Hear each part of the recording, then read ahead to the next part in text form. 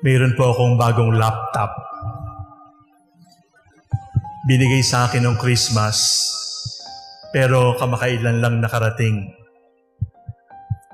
Pagbukas ko ng kahon, pagtanggal ko ng styro, pagtanggal ko ng takip, napawaw ako. Nag-text ako sa nagbigay, at ang sabi lang niya sa akin, "Father, yan po ang latest design." Latest design. May design yung computers. Hindi lang computers. May design din ng simbahan. Architecture ang tawag doon. Merong design ng city. Engineers ang gumagawa noon. Merong design sa kuryente. Merong design sa management. Meron ding design ang tao. What is the design of human beings? Computers, buildings, cities have designs. What is the design of human beings? You will understand the design of human beings when you look at babies. Why? The baby at birth or for the first few weeks can see only around 7 to 9 inches from itself. Why 7 to 9 inches? Because that is enough distance to be able to see the baby's mother's face. 7 to 9 inches is all that is required for the baby to see his mother. How long does the baby learn to walk?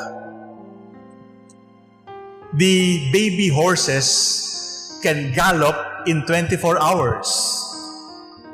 Human beings can walk maybe after 18 months, 2 years, 3 years. Pero ganun pa man, kailangan pa rin tulungan kumain sa toilet. Kailangan pa rin tuluang maligo until around 10 years old, 9 years old. Human beings have eyes. The eyes are always on front. Mas maganda siguro kung meron tayong mata sa likod para yung mga backstabbers dyan, nakikita natin. But no, our eyes were put in front. Because the design for us is to look at one another, to see one another. We are not able to walk right away because the design for us is to be taught how to walk.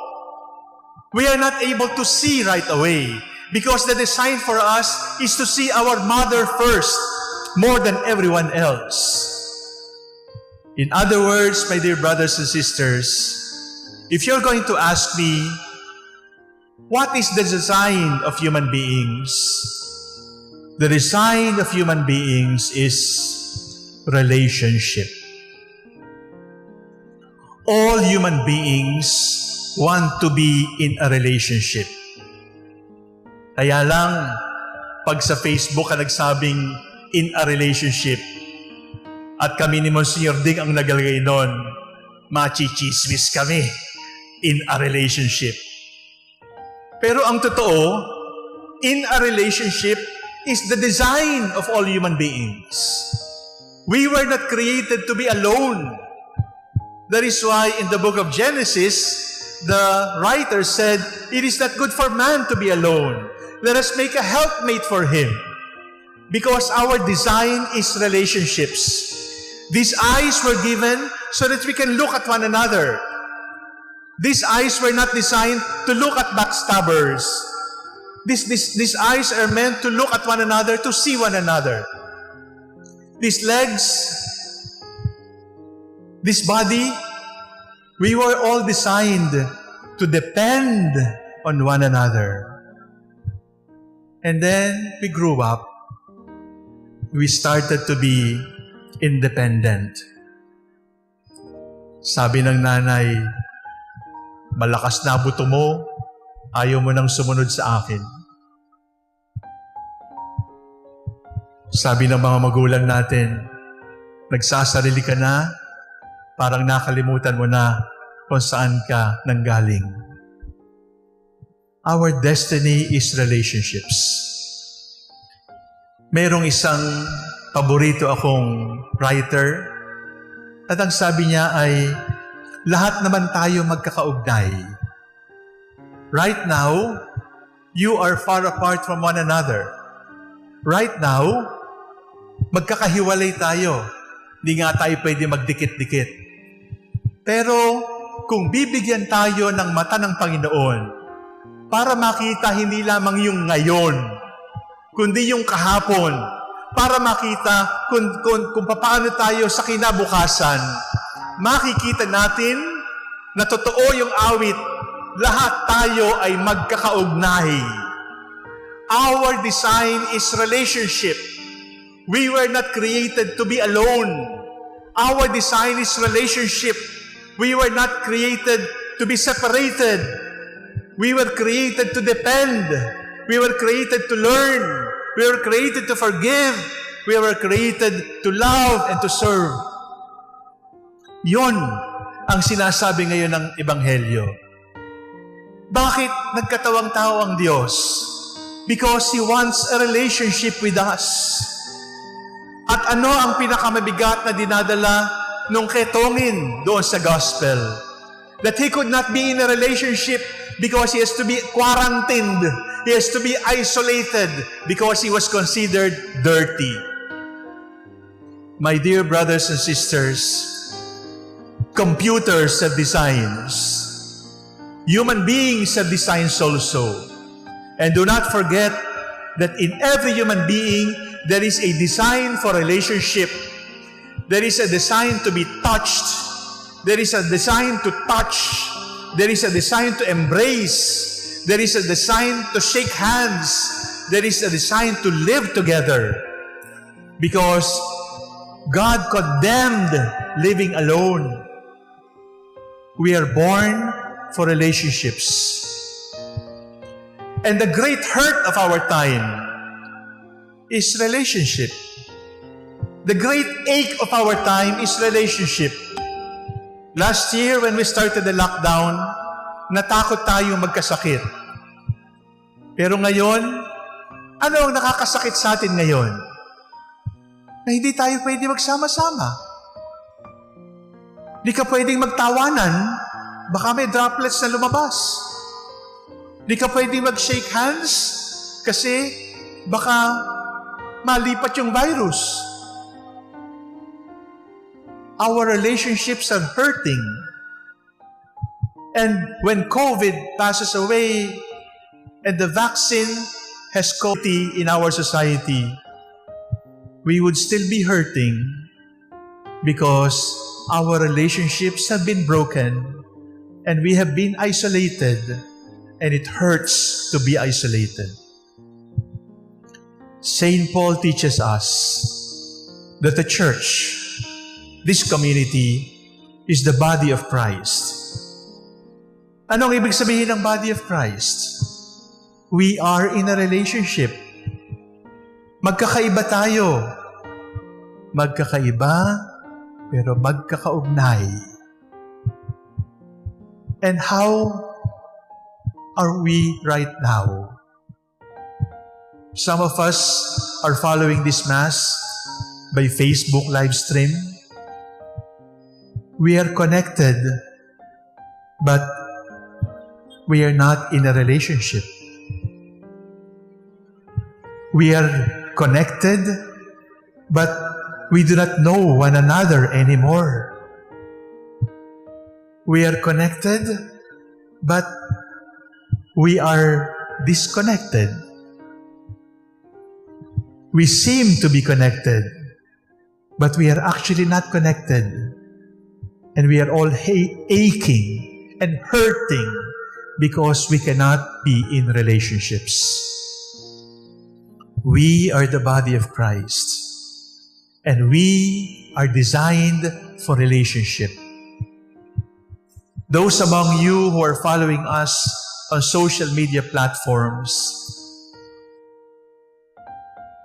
I pray that there will be dissatisfaction in your heart right now, because this virtual relationship is not the design of God for us. The design of God for us is that we live in relationships, we live in love. Because at the sunset of our lives, God is going to ask us, did you feed? Did you visit? Did you console?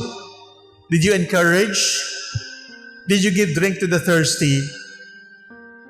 And if all you can say is, I fed myself, I gave drink to myself, I consoled myself, I helped myself, I consoled myself, the Lord is going to say to you, that is not what I meant. Because when I told you to give drink, to feed, and to console, I was pushing you to be in relationships. We are the body of Christ, and our design is relationship. The leper was longing for it, and God gave him the relationship he needed. And God knows that we were designed for relationship. That is why He came among us. And He will express His love again for us today by entering into communion in a relationship of love, coming in as food. Finally, my dear brothers and sisters, the church is not only the body of Christ. The church is also the bride of Christ. Kanina lang may kasalan dito at ako ho'y nagkasal. Lahat ng lalaki at babaeng kinakasal, gwapo at saka maganda. At kapag tiningnan mo sila, there is only one expression, joy. To be in a relationship is to have joy for each other. To be in a relationship is to delight in each other. To be in a relationship is to be excited to see one another. Let us bring it back. The person beside you is not a COVID-19 carrier. Before COVID, he is your brother, he is your sister. And in COVID and beyond COVID, we are brothers and sisters. Let us delight in one another. Let us relate to one another. Hindi po ng Panginoon yung ketongin, pero hindi hipo ng nadidire, kundi hipo ng natutuwa, hipo ng nasasabik. Paghipo dun sa ketongin ng tuwang-tuwa. To delight in the leper. To delight in one another. Magkakaiba tayo, pero magkakaugnay. And our design is relationship. Tayo inilikha upang maging magkakaugnay. Hindi tayo nilikha para mag-isa. Nilikha tayo para sa isa't isa. Walang sino man ang nabubuhay para sa sarili lamang.